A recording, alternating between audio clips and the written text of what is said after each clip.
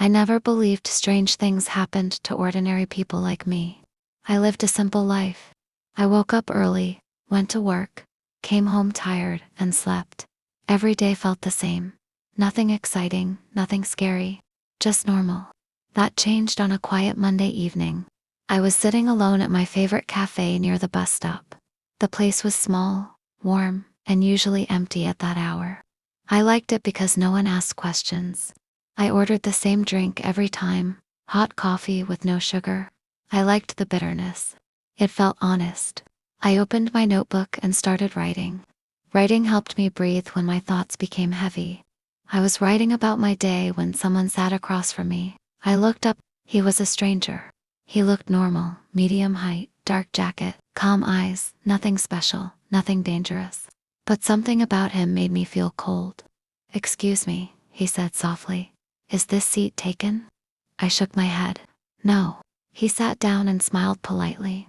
I went back to my notebook, trying to ignore him. But then he spoke again. "You still write when you feel lonely," he said. My pen stopped moving. I looked at him slowly. "I'm sorry. Do I know you?" He smiled again. "No, but I know you." My heart beat faster. "That's not funny." "I'm not joking," he replied. His voice was calm, almost kind. "You write when your chest feels heavy, when memories come back." I closed my notebook. "How do you know that?" I asked. He leaned back in his chair. "Because you have been doing it since you were 16. I felt my stomach drop. That was true. I had never told anyone that. Not my friends, not my family, no one. "You grew up in a small house with blue walls," he continued. "You shared a room with your younger sister. You were quiet. You learned to hide your pain early." I stood up quickly. "Stop. This is not okay." He raised his hands. "Please sit. I am not here to hurt you." "Then why are you here?" I demanded.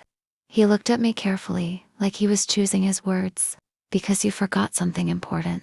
And because you are about to make the same mistake again." I laughed nervously. "You're crazy. Your mother used to call you Little Star," he said gently. My legs felt weak. No one called me that anymore. No one even remembered. I slowly sat back down. "Who are you?" I whispered. He looked at me with eyes full of something I couldn't understand. "I am someone who knows your past," he said, "and your future. If you don't change it." The cafe suddenly felt too quiet, and for the first time in my life, I was afraid of being known. I sat there quietly, staring at the stranger across the table. My hands were shaking, so I hid them under the table. My coffee had gone cold, but I did not care.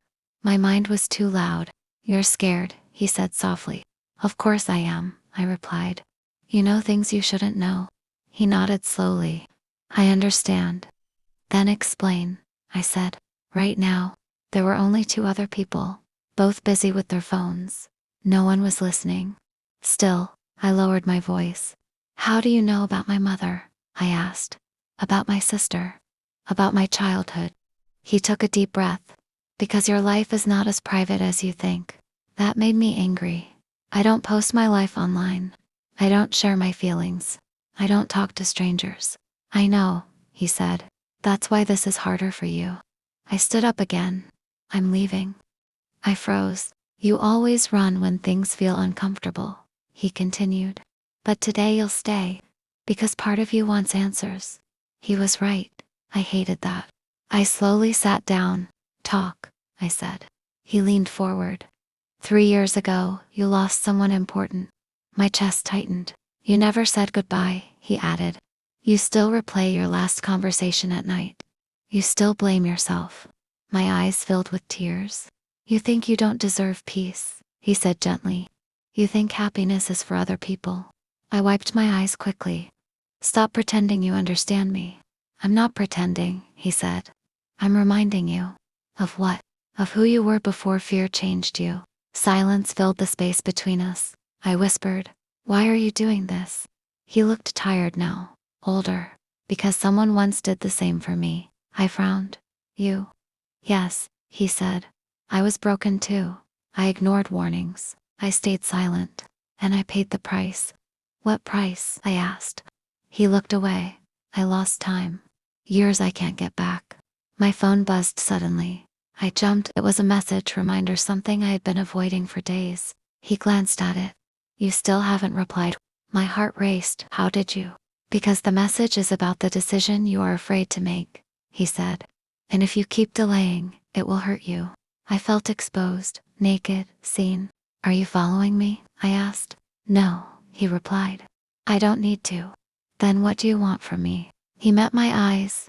I want you to listen, he said. Before it's too late. Outside, the sky darkened. The lights in the cafe flickered on. And suddenly, I wasn't sure if meeting him was an accident or something that was meant to happen. I took a deep breath and looked at the stranger. My fear slowly changed into something else. Curiosity, pain, maybe even hope. You keep saying it's too late, I said. Too late for what? He was quiet for a moment. Then he spoke carefully. For healing, he said. For choosing yourself. I shook my head. You don't know how hard it is. I do, he replied. Because I made the same excuses. That made me angry. You don't know my life. He nodded. Then tell me. I laughed softly. You already know everything. Not everything, he said. I don't know what you're most afraid of right now. I opened my mouth, then closed it again. I looked at the window. Outside, people were walking fast, going somewhere, living their lives. I felt stuck while the world moved on. I'm afraid of failing again, I whispered. I tried once, I believed once, and it hurt. He listened without interrupting. I gave everything, I continued. And when it ended, I felt empty. Like I lost myself. That's why you built walls, he said. Yes, I replied. Walls feel safe. Walls also keep you alone. His words hit me hard. You have an opportunity now, he said. But you're running from it. I looked at my phone again. The unread message felt heavy. What if I make the wrong choice? I asked. You already are, he answered gently. By doing nothing. Tears rolled down my face. I didn't stop them this time. I'm tired, I said. I'm tired of being strong. He leaned forward. You don't have to be strong, you just have to be honest. With who? I asked. With yourself. The cafe door opened, and cold air rushed in. For a second, I thought he would leave, but he stayed. There is something else you need to know, he said quietly. I wiped my tears. What? You asked who I am, he said. I'm not a stranger by chance. My heart pounded. What do you mean? He looked at me with sadness. I know your future pain because I lived it. I stared at him. That doesn't make sense. It will, he said. Soon. Are you saying? I'm saying this meeting is a warning, he interrupted. A second chance. I felt dizzy. Why me? Because you still can change, he said. I couldn't. The cafe clock ticked loudly. Every second felt important. Listen to me, he said firmly. Reply to the message. Take the risk. Speak the truth you're hiding. And if I don't? I asked. He stood up slowly. Then, one day, you'll be sitting alone, telling this same story to someone else. Wishing you had listened. I swallowed hard. Will I see you again? I asked. He paused. That depends on your choice. Then he walked toward the door. I watched him leave, my heart racing, my future shaking. And for the first time, I realized the scariest thing wasn't that he knew everything about me. It was that he was right. I stayed in my seat long after the stranger left. The door closed behind him, but his words stayed with me. They echoed in my mind, again and again.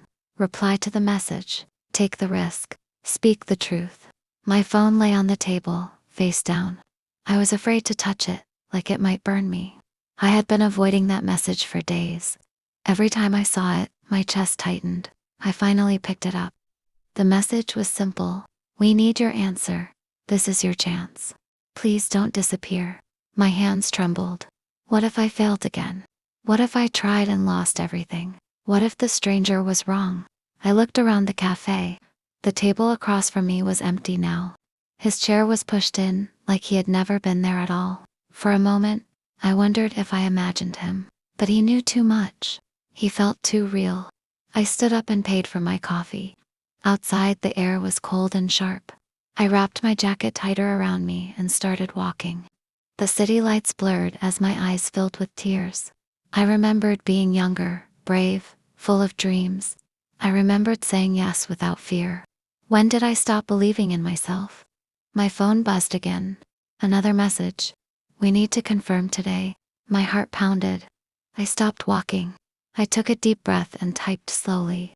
I'm scared, I wrote. Then I erased it. I tried again. I don't know if I'm ready. Erase. Finally, I typed the truth. Yes, I will try. My finger hovered over the screen. This is it, I thought. No turning back. I pressed send. For a moment, nothing happened. The world didn't shake. The sky didn't fall. I was still standing there, breathing. Then my phone buzzed. Thank you. We believe in you. I let out a breath I didn't know I was holding. As I walked home, something inside me felt lighter. Scared, yes, but also alive. That night, I couldn't sleep. My mind replayed the stranger's face, his voice, his warning. I wondered where he was now. I wondered if he was watching. The next morning, I woke up early. The sun filled my room with soft light. I felt nervous, but ready. As I stepped outside, I saw someone standing across the street. A dark jacket, calm eyes. My heart stopped. It was him. He didn't cross the street. He didn't speak. He only smiled and nodded once. Then he turned and walked away, disappearing into the crowd.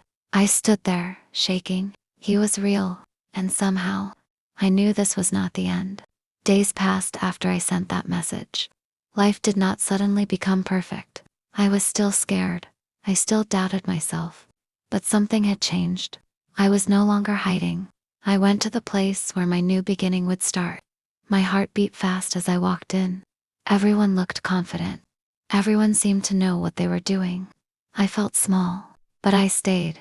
I remembered the stranger's words. Be honest. Take the risk.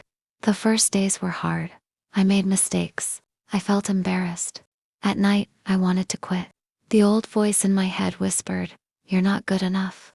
But another voice answered, "You didn't run this time." I started to grow. One afternoon, while waiting for the bus, I saw someone sitting on the bench. A young woman, staring at her phone, tears in her eyes. She looked lost. Just like I once did. I hesitated. Then I sat beside her. "Are you okay?" I asked gently. She looked surprised. "I don't know," she whispered. "I feel stuck." Her words felt familiar. I wanted to say more, to warn her, to tell her everything would be okay. But I remembered something important. Everyone must choose for themselves. "You're not alone," I said instead. "And it's okay to be afraid." She smiled weakly. "Thank you." As I walked away, my phone buzzed. A message from an unknown number. "You chose differently. I'm proud of you." I stopped breathing. I typed back. "Who are you?" The reply came quickly. "Someone you no longer need." I looked around, but the street was empty. That night, I stood by my window and thought about the past. About fear, about pain, about second chances. I realized something important. The stranger didn't come to control my life. He came to remind me of my strength. Maybe he was a warning. Maybe he was my future. Or maybe he was the part of me that finally woke up. I may never know. But I do know this. I am no longer afraid of being seen. I am no longer afraid of trying. And if one day I meet someone who feels lost, I will sit beside them. I will listen. Not because I know everything about them, but because sometimes, one honest moment can change a life.